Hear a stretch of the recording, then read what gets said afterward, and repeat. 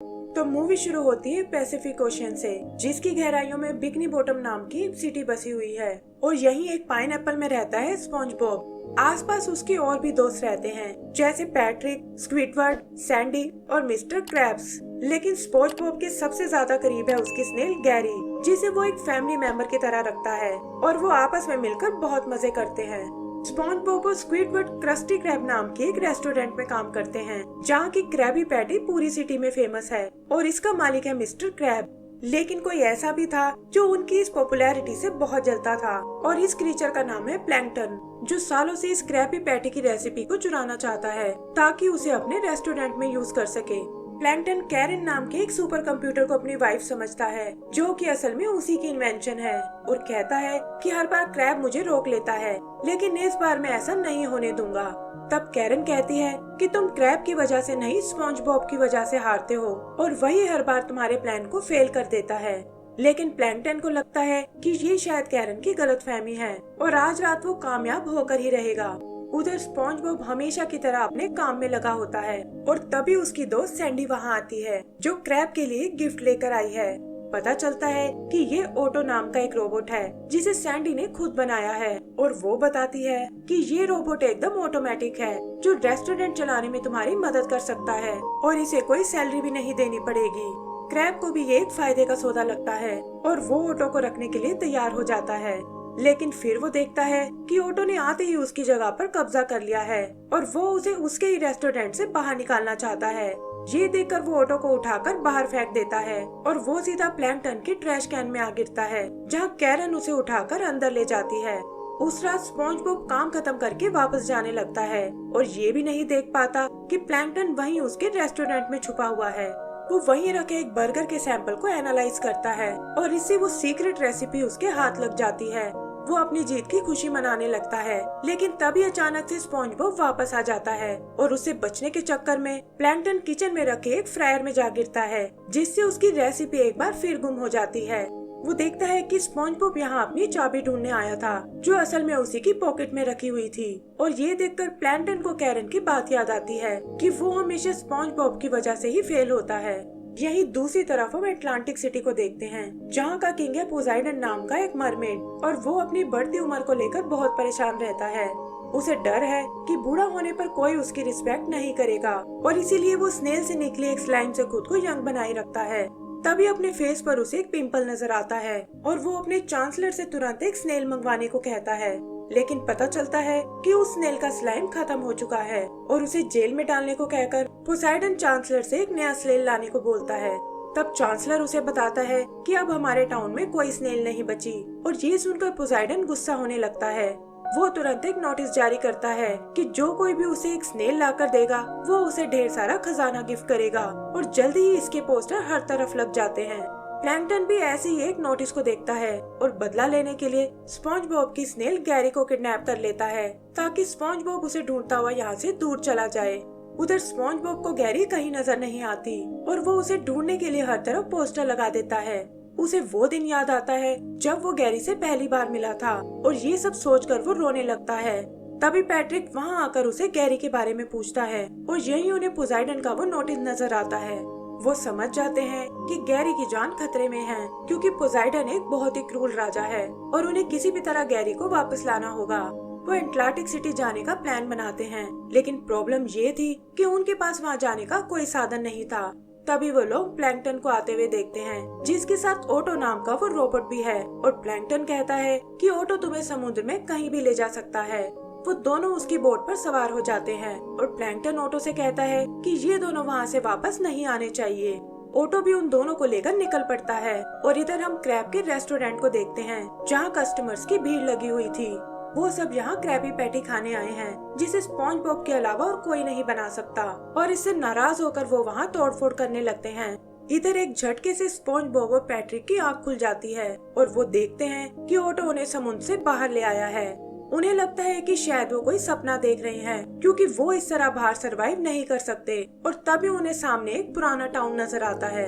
Auto उन्हें वहीं छोड़कर वहाँ से निकल जाता है और यहाँ उनकी मुलाकात सेज नाम की एक टम्बलवीड स्पिरिट से होती है। सेज उन्हें बताता है कि तुम लोग सच में एक ड्रीम देख रहे हो और अगर इससे बाहर निकलना चाहते हो तो तुम्हें एक चैलेंज को कंप्लीट करना होगा। फिर वो उन्हें एक चैलेंज कॉइन देता है जो टाइम आने पर उन्हें ब्रेव बना देगा और उन्हें उनके मिशन के बारे में समझाता है कि इस टाउन में कुछ पायरेट सोल्स कैद हैं जिन्हें एक एल डायब्लो नाम का मॉन्स्टर कंट्रोल करता है और तुम्हें इन सोल्स को उसके कंट्रोल से आजाद कराना होगा। वो दोनों भी ये सोचकर तैयार हो जाते हैं कि ये तो भला एक सपना ही है और उन सोल से कहते हैं कि हम तुम्हें यहाँ आजाद कराने आए हैं। तभी अचानक वहाँ बिजली चमकने लगती है और हम देखते हैं कि एल डायब्लो उस जगह पर पहुँच चुका है। वो स्पॉन्ज बॉब और पैट्रिक को कैद कर लेता है और पूछता है कि आखिर यहाँ आने की तुम्हारी हिम्मत कैसे हुई और अब तुम्हें इसकी सजा भुगतनी पड़ेगी। वो उन्हें मारने की कोशिश करता है लेकिन वो दोनों किसी तरह खिड़की तक पहुंच जाते हैं और जैसे ही उन कर्टेन्स को हटाते हैं सूरज की रोशनी डायब्लो को जलाकर राख कर देती है। इससे वो सोल्स भी वहाँ से आजाद हो जाती हैं। लेकिन पता चलता है कि डायब्लो की सोल अभी भी जिंदा है और एक स्मोक मॉन्स्टर बनकर उनका पीछा करने लगती है।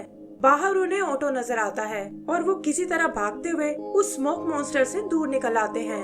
तभी ऑटो उन्हें नींद से जगाता है और वो देखते हैं कि वो लोग समुद्र में वापस आ पहुँचे हैं, जिसका मतलब वो सपना खत्म हो चुका है। पर तभी उन्हें सामने सेज नजर आता है जो कहता है कि ये सब तो तुम्हारी हिम्मत बढ़ाने के लिए था और जो कॉइन मैंने दिया था उसे हमेशा संभाल कर रखना। फिर वो एक मैजिकल मिरर में उन्हें गैरी दिखाता है जिसे पोसाइडन खुद को यंग बनाने के लिए यूज कर रहा था और पता चलता है कि स्लाइम खत्म होते ही वो उसे कैद कर लेगा जहाँ उसके जैसे बाकी स्नेल्स भी कैद हैं।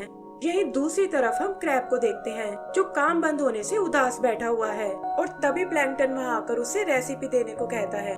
क्रैब भी बिना कुछ बोले वो रेसिपी उसे दे देता है और कहता है कि स्पॉन्ज बॉब के बिना इस काम में कोई मजा नहीं है।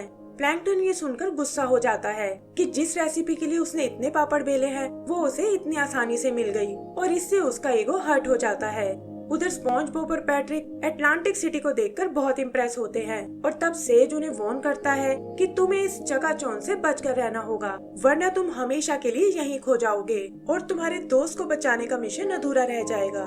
वो दोनों उसे यकीन दिलाते हैं कि हम यहाँ सिर्फ गैरी को ढूंढने आए हैं, लेकिन जैसे ही वो सिटी में एंटर करते हैं वहाँ की चमक धमक उन्हें अट्रैक्ट कर लेती है और वो अपने मिशन से भटक जाते हैं।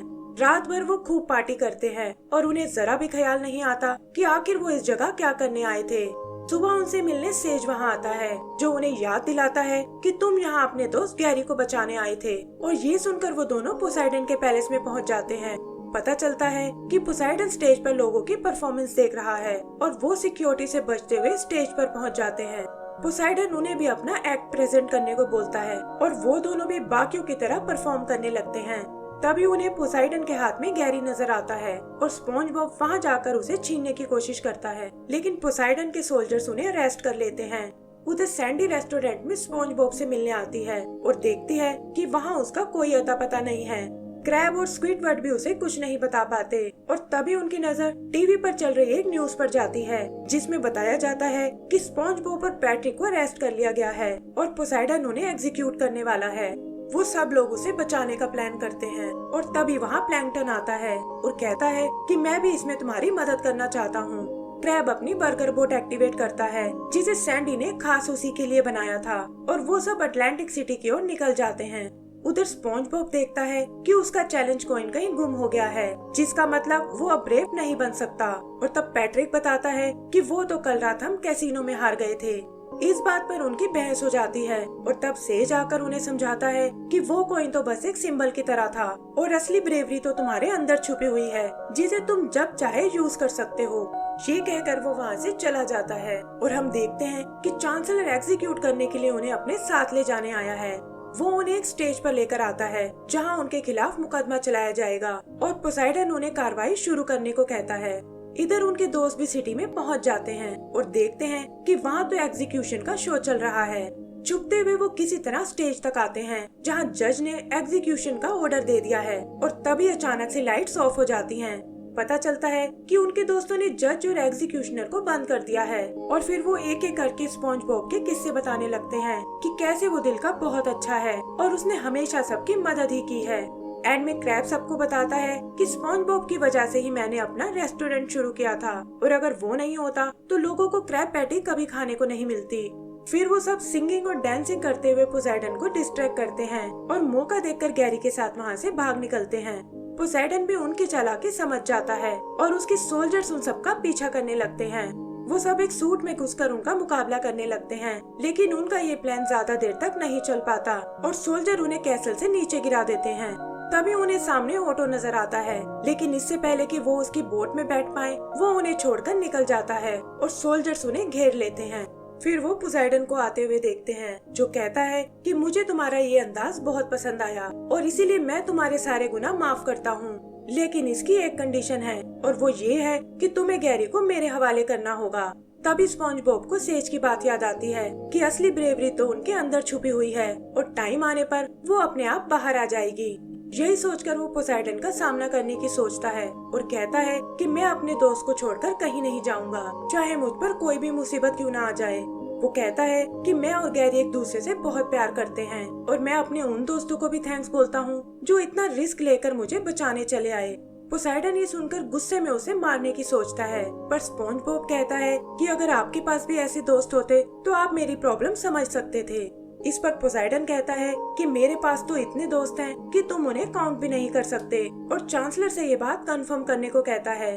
तब चांसलर पोसेidon को एक पोल का डेटा दिखाता है और उसे पहली बार पता चलता है कि राज्य में मुझे कोई पसंद नहीं करता और ना ही मेरा कोई सच्चा दोस्त है। ये देखकर पोसेidon रोने लगता है और स्पॉन्ज बॉब उससे कहता है कि आज से मैं तुम्हारा दोस्त बनूंगा, लेकिन तुम्हें प्रॉमिस करना होगा कि तुम गैरी को कुछ नहीं करोगे। तब पोसेidon उसे बताता है कि ये सब मैं खुद को यंग बनाने के लिए करता हूँ, ताकि लोग मेरी रिस्पेक्ट कर सके। इस पर स्पॉन्ज बॉब उसे समझाता है कि बाहरी सुंदरता का कोई मोल नहीं है, क्योंकि किसी को इन सब से कोई फर्क नहीं पड़ता। जरूरी तो ये है कि तुम्हें अंदर से सच्चा और दयालु होना चाहिए। पोसेidon भी उसकी बात समझ जाता है और एक एक करके अपनी सभी आर्टिफिशियल चीजों को उतार फेंकता है। पहली बार सभी उसके असली रूप को देखते हैं, जो उम्र में बूढ़ा और कमजोर लग रहा है। लेकिन पोसेidon को अब किसी चीज की चिंता नहीं थी, क्योंकि अंदर से वो बहुत अच्छा फील कर रहा था।